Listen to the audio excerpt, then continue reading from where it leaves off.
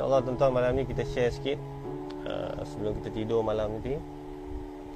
Kita share sikit tentang tajuk yang saya katakan tadi. Semua orang pun tahu tajuk ni, hijrah, ataupun dari segi bahasanya hajarah, iaitu perpindahan dari satu tempat ke satu tempat, ataupun meninggalkan ataupun memutuskan. Dalam konteks tamadun Islam, hijrah tu daripada perpindahan Nabi dan para sahabat daripada kota Madinah ke daripada kota Mekah ke Madinatul Munawwarah. Hai Syahid Zahari, Joan, Ahmad Zaim, Assalamualaikum semua. Okay, tuan-tuan, tak ada apa nak share sangat sebenarnya. Kita pun dah dekat dengan bulan Ramadan. Lagi lebih kurang seminggu je lagi. Lagi tahun ni Ramadan kita Allah SWT uji dengan COVID-19 ni, dan banyak nikmat yang sebelum ni kita dapat, kita hilang seketika. Mudah-mudahan Allah SWT kembalikan balik nikmat tu. Tapi dalam masa yang sama juga, sebenarnya dalam ujian dan musibah yang Allah SWT tentukan ni, sebenarnya Allah SWT masih menggunakan pelbagai nikmat kepada kita. Yang ditarik tu sebenarnya sedikit, kalau nak dibandingkan dengan nikmat yang Allah SWT. Kita ambil contoh mudah lah. Beberapa tahun lepas saya accident kan. Sewaktu saya nak pergi ke kerja pagi, tengah kita bawa motor, tiba-tiba ada highlight tukar simpang secara tiba-tiba. Jadi saya melanggar highlight itu dan saya terpelanting ke kiri jalan. Dan Alhamdulillah masa tu tak ada kereta sedang lalu. Kalau ikutkan setiap hari jalan tu masih rezeki saya, Allah SWT panjangkan umur lagi, Allah SWT bagi ruang dan peluang untuk kita hidup lagi. Jadi dalam saat kita kesakitan terlantar di tepi jalan tu pun masih ada nikmat. Nikmatnya ialah Allah bagi lagi kita bernafas, Allah bagi lagi kita umur yang panjang. Jadi seharusnya lah, apa yang keluar daripada mulut kita ni bila kita ditimpa apa-apa saja ujian atau musibah, tidak lain tidak bukan adalah pujian kepada Allah Subhanahu Wa Taala. Itu contoh yang mudah. Begitu juga dengan kita yang sedang diuji dengan COVID-19 sekarang ni. Kita kena banyak memuji Allah SWT, banyak minta keampunan kepada Allah Subhanahu Wa Taala, supaya mudah-mudahan dengan permohonan taubat kita kepada Allah SWT, Allah SWT angkat musibah ni. Mudah-mudahan. Hijrah ni tuan-tuan, saya sebenarnya nak lebih kepada sharing pengalaman saya lah, pengalaman saya sendiri tentang kehidupan saya, macam mana Allah SWT menjentik hati kita ni untuk kita terus merubah ataupun berubah ke arah lebih yang baik. Walaupun kita tak akan baik sampai bila-bila pun, sampai sekarang pun kita perlu berusaha dan terus berusaha untuk memperbaiki diri kita. Okay. Asalnya tuan-tuan, saya dulu insan biasa sama macam sekarang ni. Saya pada satu tempoh selepas habis sekolah, saya ni sebenarnya terombang-ambing antara emosi kita muda kan, antara kita punya minat, kita punya kehendak diri dan sebagainya. Kita ni mudah terjerumus ke arah-arah perkara yang tidak baik. Dan itu hanyalah rahsia saya dengan Allah Subhanahu Wa Taala. Tapi nak diceritakan betapa Allah SWT sebenarnya kasih kepada kita ni. Sebenarnya dia bagi peringatan kepada kita tidak putus-putus.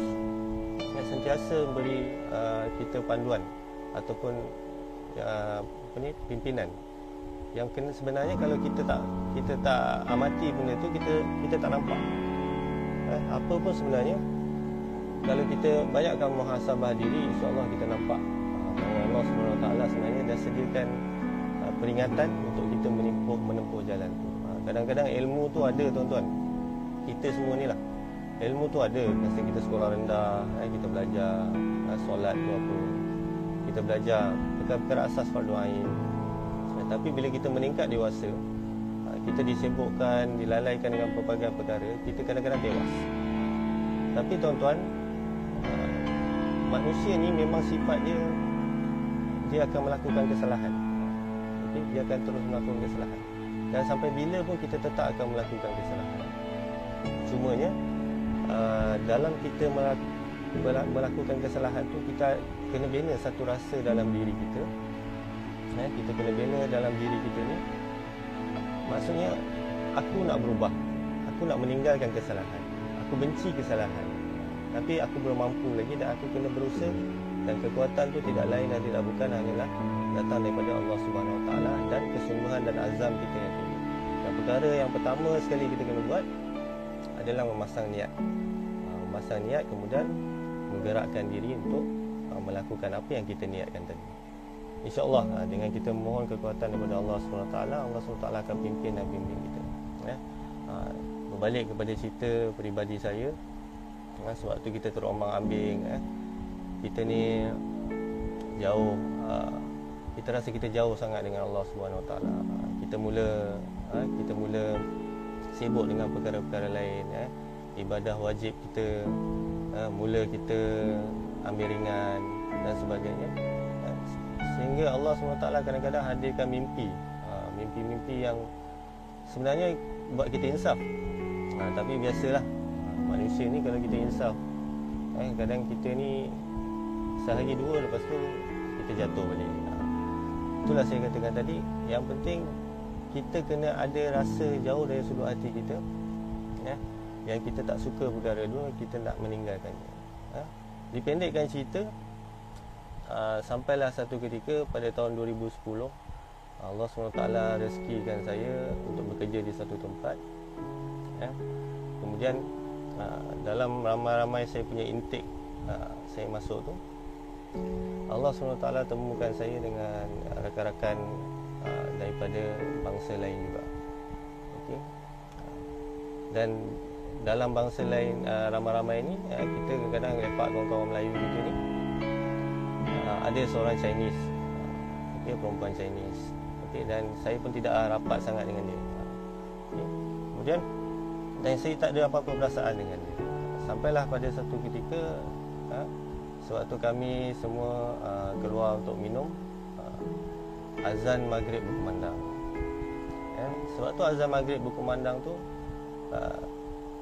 gadis Chinese ni tadi, dia menimbulkan satu persoalan kepada kami rakan-rakan born Muslim. Okay? Kalian dengar kan bunyi azan tadi, kenapa kalian tak pergi ataupun sahur? Pada saat itu ada satu benda yang mengetuk pintu hati saya. Saya terasa sebagai, saya rasa seolah-olah terpukul, sebab soalan tu datang daripada non-Muslim kepada Muslim. Jadi ego kita as a born Muslim tu rasa macam dihanyak-hanyak. Walaupun soalan tu simple, tapi dia deep dan makan dalam. Jadi terus dalam perasaan saya pada ketika itu,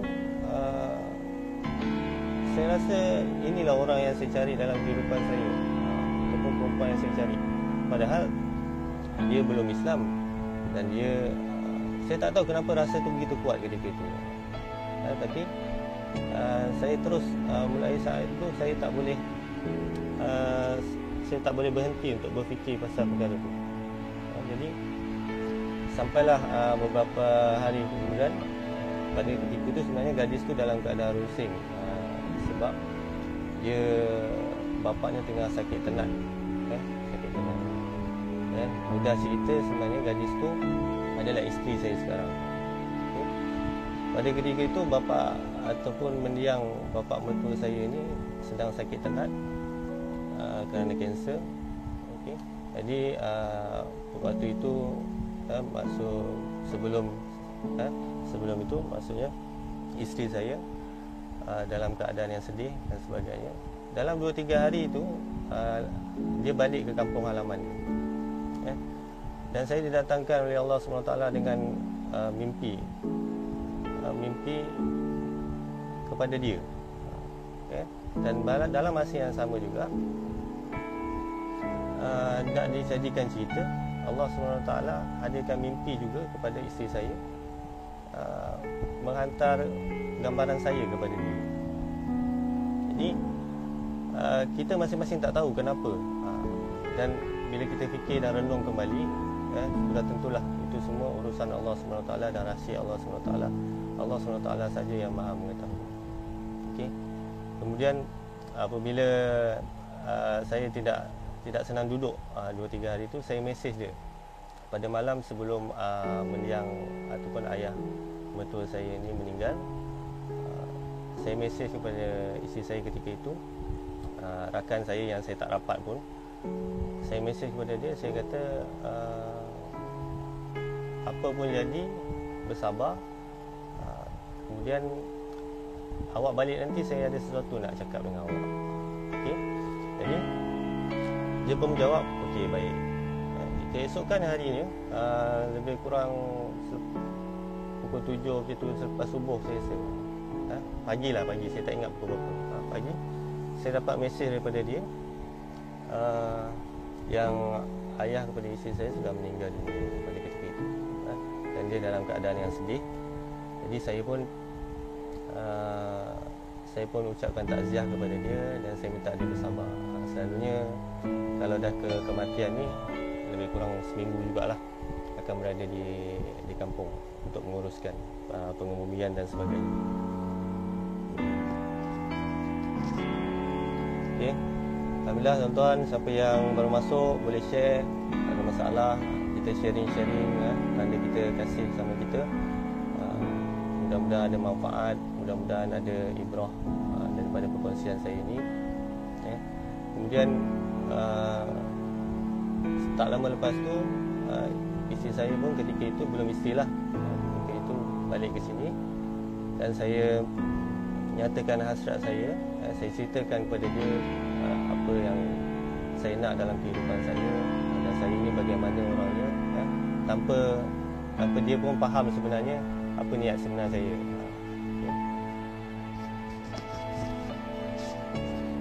Boleh dengar Boleh ulang balik tak dengar Aswad?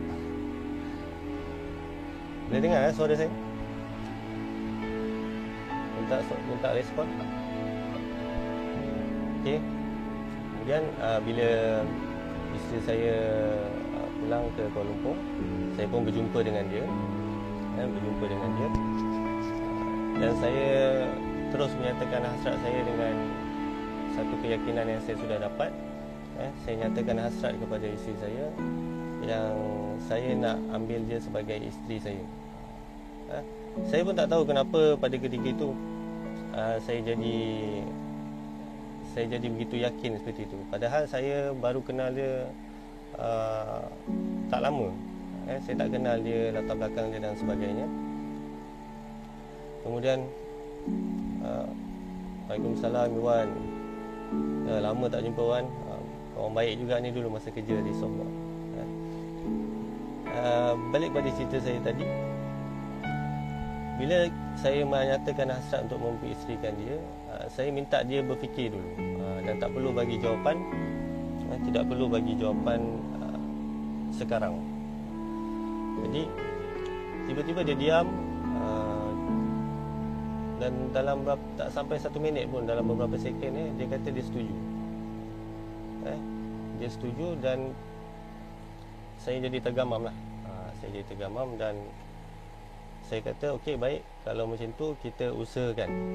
Masa tu dia belum convert lagi, dia belum revert kepada Islam lagi. Jadi saya kata tak apa, ambil masa. Sebenarnya tuan-tuan, isteri saya ni dia ramai orang salah faham bila dia kahwin dengan saya. Orang anggap dia masuk Islam kerana perkahwinan. Tak salah pun sebenarnya seseorang tu masuk Islam kerana perkahwinan. Tapi sebenarnya isteri saya ni telah lama mendalami agama Islam sewaktu zaman dia belajar lagi. Dan dia ada keluarga angkat, ada lecturer-lecturer yang membimbing dia pada ketika itu. Kemudian bila dia keluar daripada IPT, bila dia keluar daripada lepas dia belajar tu, dia agak lost, terombang ambing, mencari orang untuk membantu dia, membimbing dia. Okay?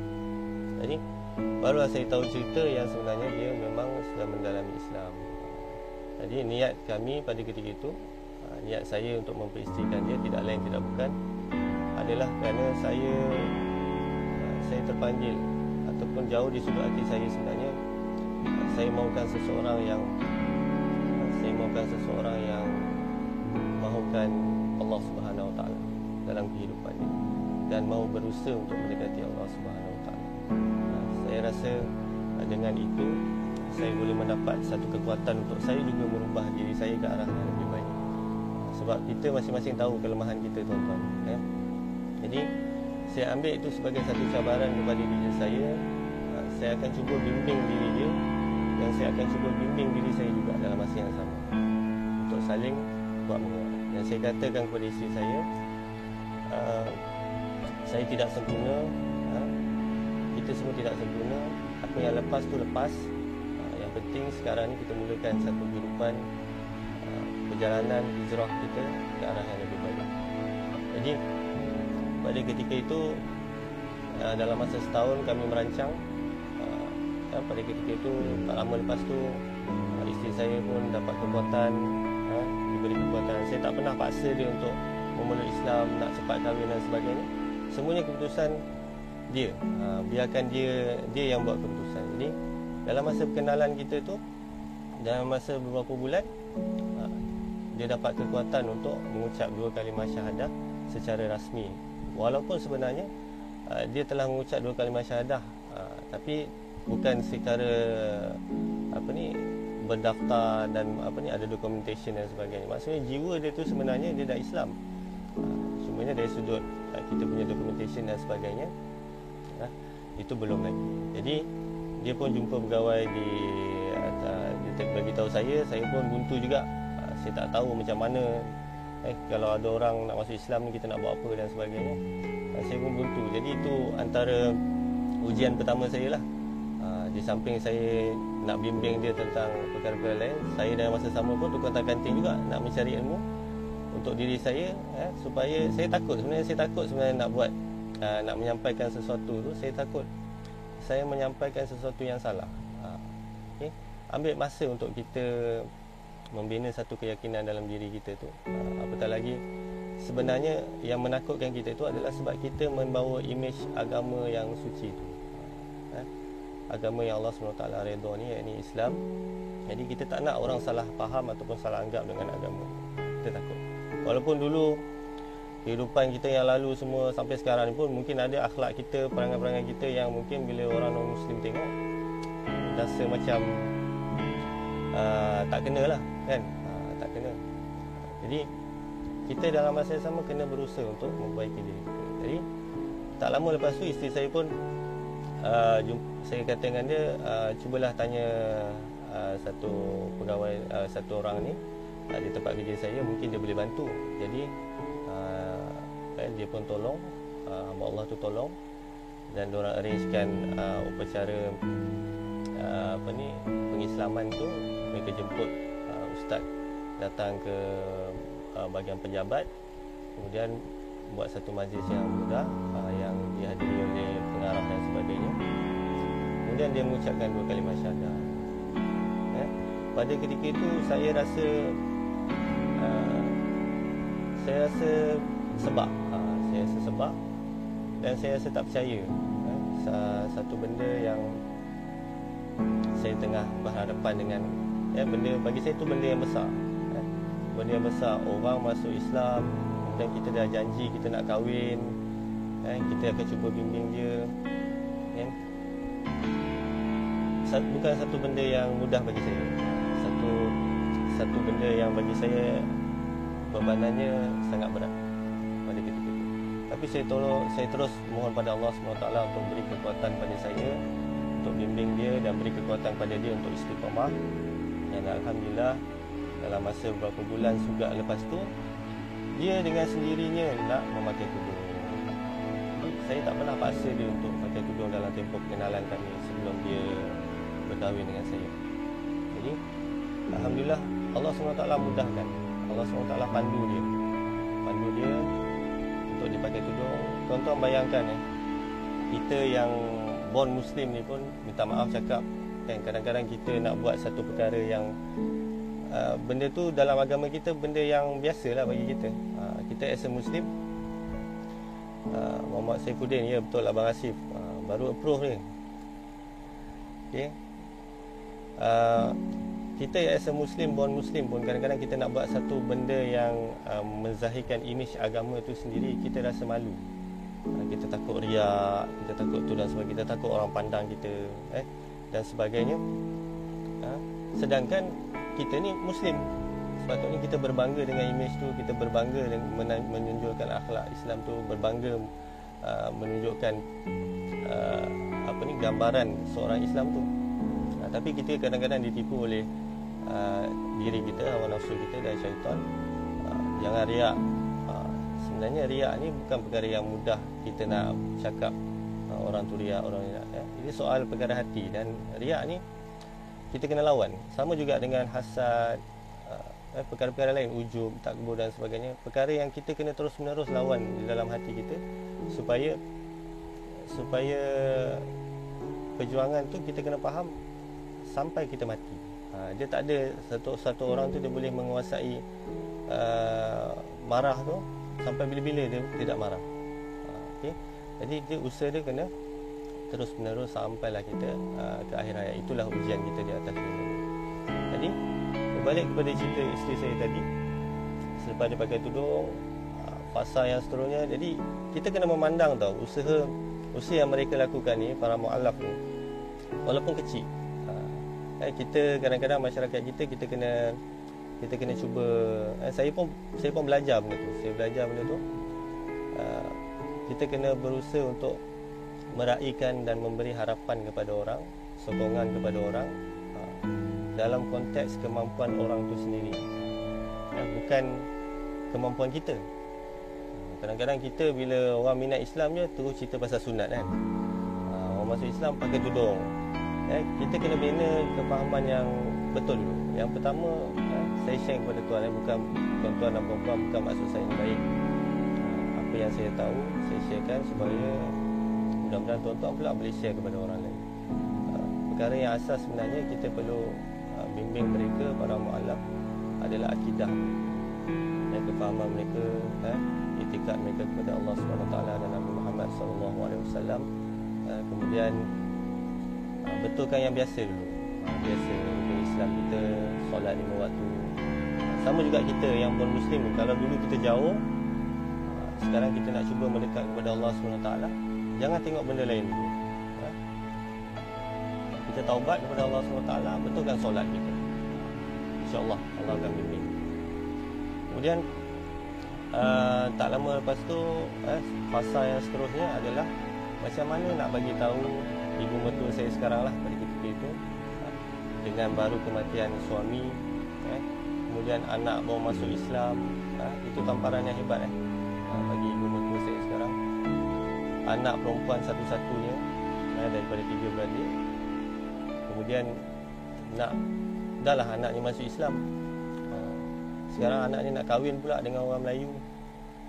Itu satu tamparan yang hebat bagi dia. Tapi alhamdulillah, semuanya dengan izin Allah SWT. Saya pulang ke kampung dia. Saya sebelum tu keluarga saya berziarah. Masa saya berkenalan dengan isteri saya tu, keluarga saya datang ziarah. Satu keluarga saya datang ziarah ke rumah isteri saya di kampung, berjumpa dengan keluarga isteri saya, ibu mertua, abang-abang dan juga makcik dia, untuk bercerita, just untuk berkenalan, untuk bagi tahu sekarang ni dia ni tengah berkawan dengan saya. Okay. Kemudian tak lama lepas tu saya datang pula dengan adik saya ke kampungnya untuk explain kepada dia tentang hasrat kami untuk mendirikan rumah tangga. Kerana kami tak selesa untuk kadang-kadang kita pergi kelas agama, memanglah kita pergi asing-asing, tapi tak selesa dari sudut ihtilatnya, dari sudut perhubungan tu kita kena jaga ihtilat tu kan. Jadi kita pergi jumpa mak dia, kita nyatakan hasrat, kita minta restu daripada dia. Dan alhamdulillah akhirnya ibu mertua saya merestui hasrat kami itu, dan kami usahakan, dan dalam masa setahun tu alhamdulillah akhirnya kami mendirikan rumah tangga. Okay. Dalam tempoh pengenalan kami sebelum kami kahwin tu, apa yang kami buat? Apa yang kami buat? Antaranya kami sediakan diri kami dengan mencari ilmu pengetahuan, perkara-perkara asas. Saya ingat lagi masa kali pertama saya melangkahkan kaki ke majlis ta'lim, ke majlis ilmu, buat julung-julung kalinya. Yang paling akhir saya ingat mungkin waktu sekolah dululah. Lepas sekolah tak ada dah nak duduk dalam ceramah ke majlis ta'lim dan sebagainya, tak ada. Nak dengar apatah lagi, nak dengar radio IKIM apatah lagi. Kita dulu minat lagu-lagu grunge dan sebagainya. Sebenarnya kita tak perasan benda-benda tu sebenarnya merosakkan jiwa kita. Tak salah nak dengar, tapi bila keterlaluan, sebenarnya kita tak sedar benda tu menggelapkan hati kita, dan kita susah nak buat perkara-perkara kebaikan. Kita jadi berat nak buat perkara-perkara kebaikan. Jadi bila kita nak berhijrah ni tuan-tuan, kita nak melangkah tu bukan diri kita sebenarnya. Yang kuat tu bukan diri kita, yang mampu tu bukan diri kita, melainkan izin Allah Subhanahu Wa Taala. Tapi syaratnya tadi niat, azam, buat. InsyaAllah Allah pimpin. Saya ingat lagi kelas pertama yang saya pergi setelah bertahun meninggalkan persekolahan, iaitu kelas di Perkim Jalan Ipoh. Okay. Kelas tu sebenarnya wife saya nak pergi lepas dia revert to Islam. Kelas yang wife saya sendiri nak pergi belajar. Sebab dulu dia pernah, masa dia belajar di IPT dulu, masa dia mendalami Islam tu, dia pergi belajar juga kat kelas-kelas kan. Jadi dia nak sambung belajar asas agama Fardu Ain. Jadi saya pun pergi kelas tu. Walaupun saya born Muslim, kelas tu majoriti ni memang semualah boleh dikatakan semuanya born Muslim. Semuanya mu'alaf. Semuanya mu'alaf. Yang Muslim, born Muslim, saya seorang je. Saya pergi satu kelas, kadang-kadang dua kelas. Lepas balik kerja, saya naik motor saya, dia naik motor dia. Kita pergi ke Perkim Jalan Ipoh. Saya duduk dalam kelas tu. Dan perkara pertama yang saya belajar, saya ingat lagi, antaranya benda-benda asal lah. Rukun Islam dan rukun iman. Pada ketika itu saya rasa sangat malu dengan diri saya. Saya sangat malu dengan diri saya. Perkara asas macam ni pun saya ingat-ingat lupa. Perkara asas macam ni pun kita tak ambil berat. Bila kita dengar balik, hati sebenarnya menangis. Hati kita ni menangis. Kita rasa malu di hadapan Allah Subhanahu Wa Taala. Berbanding dengan orang-orang yang baru kembali kepada agama Islam, revert to Islam, mereka sungguh-sungguh untuk mendalami agama yang baru mereka anuti itu. Padahal Allah SWT beri kita ni hidayah, beri kita agama Islam ni sejak kita lahir. Tapi kita tak faham pun kenapa. Kenapa aku kena ni, kenapa aku kena ni. Kita just ikut. Tapi tak semua orang lah. Saya cerita diri saya lah. Diri saya, walaupun saya ni bukanlah daripada latar belakang yang teruk, keluarga yang teruk. Ayah saya, ibu saya didik dengan ajaran yang bagus. Di sekolah, para guru pun didik yang bagus. Tapi semuanya diri kita lah, silap diri kita. Jadi alhamdulillah, bila kita belajar tu dalam kelas mu'alaf tu, kita rasa malu dan kita perlu buang rasa ego kita, rasa aku dah tahu. Dan perkara tu sebenarnya ada diajarkan para ulama. Apabila kita nak menuntut sesuatu ilmu tu daripada seseorang, tak kira lah orang tu siapa pun, walaupun orang tu mungkin titlenya, jawatannya lebih rendah daripada kita dan sebagainya, siapa saja. Kalau kita nak mencerap ilmu pengetahuan, kita kena kosongkan dada kita, sifat aku dah tahu. Kita kosongkan, kemudian kita dengar macam orang bodoh. Kita dengar. Macam situasi saya, memang saya bodoh lah. Bila saya duduk di kelas mu'alaf tu, saya rasa memang aku tak tahu apa-apa. Banyak aku tak tahu, banyak yang aku dah lupa, aku tinggalkan. Jadi alhamdulillah, daripada situ datang satu azam dalam diri saya untuk istiqamah, untuk mendalami sikit-sikit, walaupun tak banyak. sekurang-kurangnya rajin-rajinkan mendengar, mulalah buka radio informasi Islam, mula buka buku, mula dengar ceramah berjinak-jinak. Dulu kita memang tak buat benda-benda tu. Kita nak didik diri kita ni untuk daripada memutuskan daripada sikap yang lama tu kepada sikap yang baru. Jadi alhamdulillah, lebih kurang setahun tu akhirnya saya jumpa dengan ibu bapa saya, dan saya nyatakan hasrat saya, dan ibu bapa saya pun setuju. Dia kata dia agak terkejut, mereka agak terkejut juga. Akhirnya mereka setuju dan kata tak apa, uruskan hal kenduri apa semua, jangan risau, uruskan apa yang patut, hal permohonan perkahwinan dan sebagainya. Saya pun dengan isteri saya sekarang uruskan. Alhamdulillah kami selesai mendirikan akad nikah pada tanggal 11 Februari 2012, dan kami bergelar suami isteri. Dan bila bergelar suami isteri, tuan-tuan, kita pun masih tak percaya sebenarnya kita dah kahwin. Daripada kenalan yang tak rapat, daripada bangsa yang berlainan, latar belakang yang berbeza, sekarang kita sudah menjadi satu pasangan suami isteri. Dan sebenarnya panjang, tuan-tuan, kalau nak cerita. Saya cuba ringkaskan. Saya cuba ringkaskan sebab ini pun dah berapa minit. Saya rasa tuan-tuan sudi untuk mendengar. Jadi bila kita berkahwin, sama juga kita teruskan proses yang sama. Kita betulkan yang biasa. Mula belajar pasal solat. Saya mula jinakkan diri saya. Masa tu saya duduk menyewa, baru kahwin tu saya duduk menyewa lebih kurang tak jauh pun dengan masjid. Saya cuba langkahkan kaki ke masjid. Saya tak tahu kenapa saya melangkah ke masjid. As a born Muslim, saya rasa segan. Saya rasa segan. Mungkin sebab dah lama tak pergi, kan? Kalau pergi pun sembahyang Jumaat, sembahyang fardu memang taklah selalunya. Okay? Kemudian bila kita pergi tu, kita cuba betulkan diri, betulkan benda-benda biasa dalam kehidupan kita. Dalam konflik rumah tangga ni, kita berhadapan dengan satu orang yang mu'allaf, orang yang baru dalam agama, kan? Kadang-kadang bila isteri kita tanya, bila kita tak boleh jawab, kita pun jam juga, cengkren, kan? Jadi bila dia tanya kita tak boleh jawab, kita nak lebih tahu. Jadi kita pun kena belajar lah. Jadi kita pun belajar sama-sama.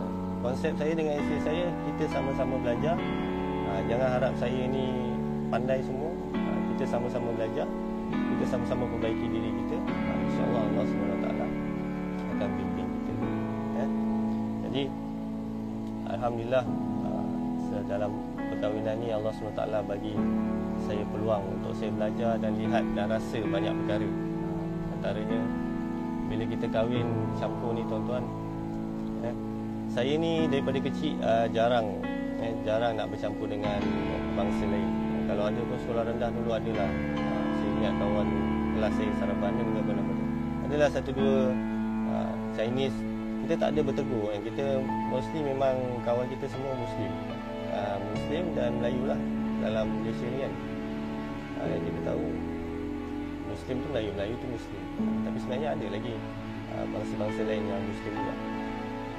Jadi alhamdulillah, dalam tempoh perkahwinan tu kita berusaha untuk mendalami lebih lanjut tentang agama Islam. Kita bawa diri. Kemudian Allah SWT bagi saya rasa, bagi saya peluang untuk mengamati, untuk muhasabah tentang macam mana silapnya kita dulu, macam mana pentingnya akhlak seorang Muslim tu, bagaimana kita ni sebagai ejen dakwah dan sebagainya. Saya barulah saya kenal erti dakwah, barulah saya faham, kita di sini bukan saja born Muslim as a Malay, kemudian kita jalankan hidup kita macam biasa. Bukan tu saja hidup kita. Kita enjoy apa kita nak. Rupanya kita ada tugas di sini, iaitu tabligh, iaitu menyampaikan. Kalau kita tak pandai cakap, kita boleh tunjukkan akhlak. Dan tuan-tuan pun kenal sekarang susuk tubuh yang tak henti-henti.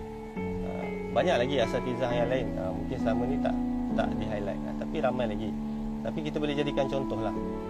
Antaranya Ustaz Abilio, kan? Okay. Apa yang dia buat tu, sebab apa dia buat begitu? Sebab dia pernah melalui jalan tu. Jadi dia faham macam mana rasanya melihat orang yang duduk dalam keadaan macam tu.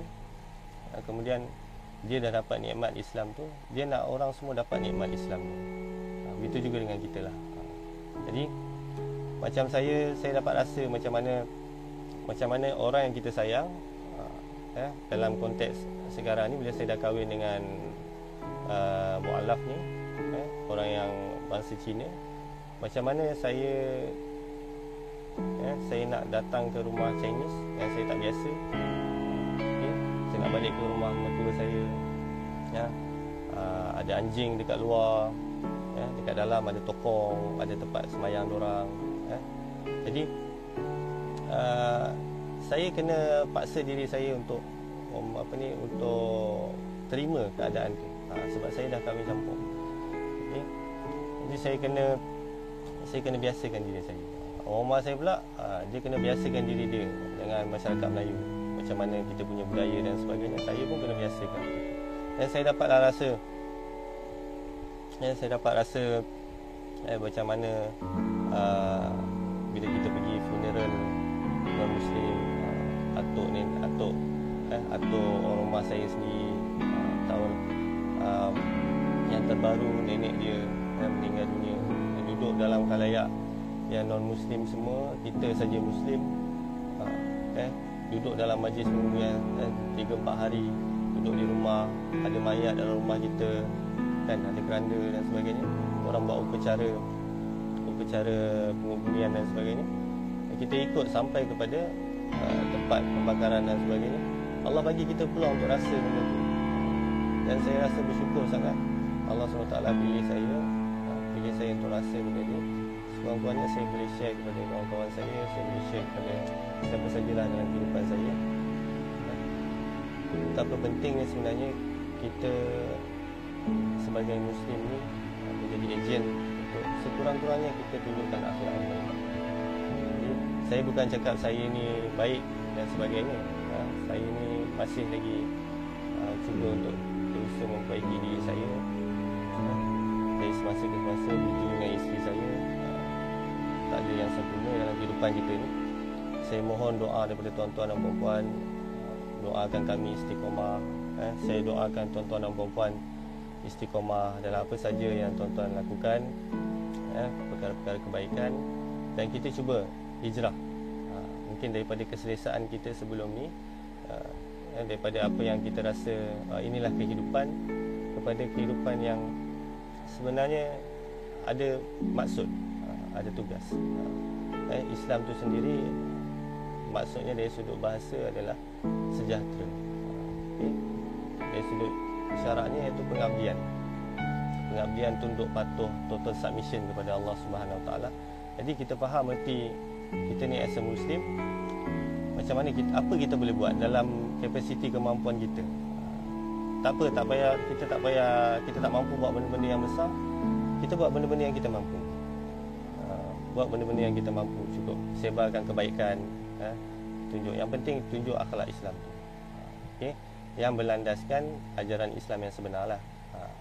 Jangan kita ni manusia baik macam mana pun dengan seluruh makhluk, tapi kalau kita remehkan Allah SWT dalam bahasa yang lain, kita tinggal solat, kita tak nak sembah dia, tak nak buat apa yang dia suruh, kan? Kita baik dengan semua manusia pun, tapi kita tetap manusia yang minta maaf cakap kita ni jahat lah. Sebab Allah SWT bagi banyak nikmat kepada kita. Masa Covid ni pun tuan-tuan boleh makan lagi, kita pun boleh makan lagi, saya pun mampu makan lagi, boleh lagi buat live lagi. Ada orang mungkin tak mampu makan sekarang, kita masih lagi boleh buat aktiviti-aktiviti ni. Itu nikmat, itu nikmat yang Allah SWT. Kita masih boleh bernafas dengan mudah, tak ada tersangkut-sangkut, walaupun diuji dengan musibah. Kita doakan mudah-mudahan semua orang Allah SWT pimpin ke arah kebaikan. Doakan hidayah kepada rakan-rakan kita yang non-Muslim. Doakan hidayah kepada keluarga saya. Saya ada ibu mertua yang saya sayangi, abang ipar saya, keluarga non Muslim.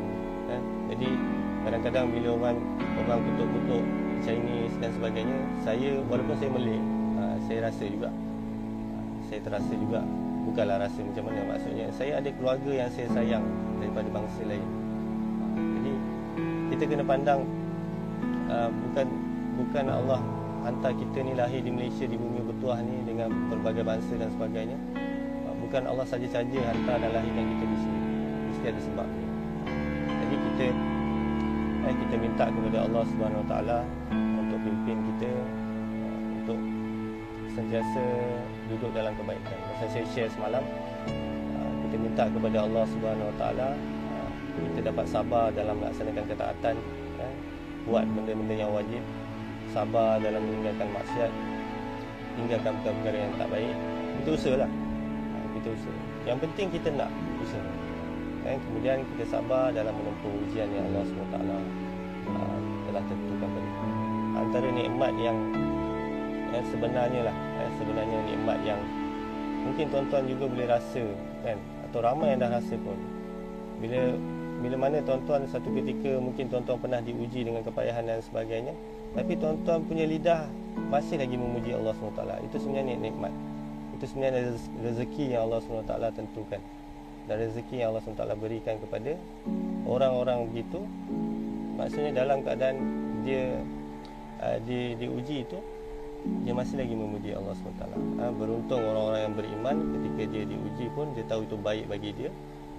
Ketika dia diberi nikmat pun dia tahu itu baik bagi dia. Jadi saya kira itu antara perkongsian saya pada hari ini, dengan sedikit jalan cerita kehidupan saya ini. Mudah-mudahan ada manfaat untuk tuan-tuan dan puan-puan. Apa yang saya tersalah cakap, saya mohon ampun.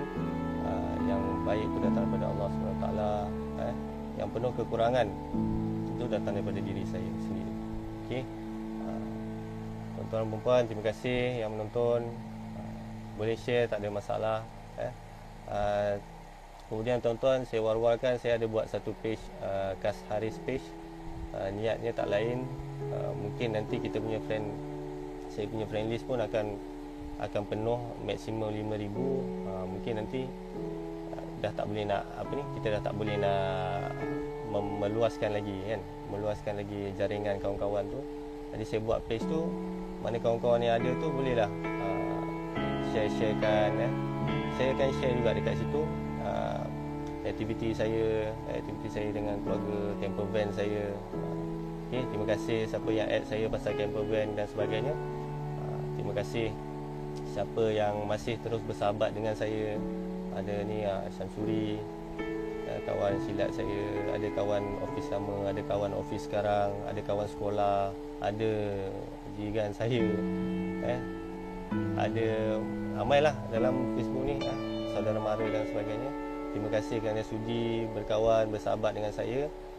Saya kira mudah-mudahan Facebook saya ni, kalau saya tak ada esok, adalah perkara-perkara kebaikan yang saya sampaikan untuk tuan-tuan terus sampaikan kepada sesiapa. Okay? Kita tak tahu bila kita pergi, tuan-tuan. Mudah-mudahan usaha kita tu Allah SWT pandang, Allah SWT ganjarkan pahala di sisinya. Dan kebaikan yang kita buat ni sebenarnya menghapuskan dosa-dosa lampau kita, dosa-dosa kecil kita. Okay? Tuan-tuan dan puan boleh follow page Kas Haris page. Saya sharekan perkara kebaikan itu. Kemudian boleh share, boleh siapa nak follow Instagram Awdaxon C20. Awdaxon C20 ni saya lebih fokuskan kepada camper van saya. Kalau ada aktiviti, adalah kenangan saya dengan van saya. Kalau tak adalah. Jadi kebanyakannya dekat Facebook saya ni lah. Okay, mudah-mudahan ada manfaat daripada perkongsian saya ni. Terima kasih semua kerana menonton. Terima kasih kerana beri sokongan. InsyaAllah kita jumpa lagi pada sesi yang akan datang, jika diberi ruang dan peluang oleh Allah SWT. Saya minta ampun, minta maaf kalau ada tersalah bahasa. Mudah-mudahan kita dapat bertemu lagi selepas ini. Okay, kita tangguhkan dulu dengan tasbih kafarah dan surah Wal-Asr. Subhanakallahumma wa bihamdika nashhadu an la ilaha illa anta wa nastaghfiruka wa natubu ilaik. Bismillahirrahmanirrahim. Wal 'asr innal insana lafi khusr illa alladhina amanu wa 'amilus solihat wa tawasaw bil haqq wa tawasaw bis sabr. Wallahu a'lam. Assalamualaikum warahmatullahi wabarakatuh.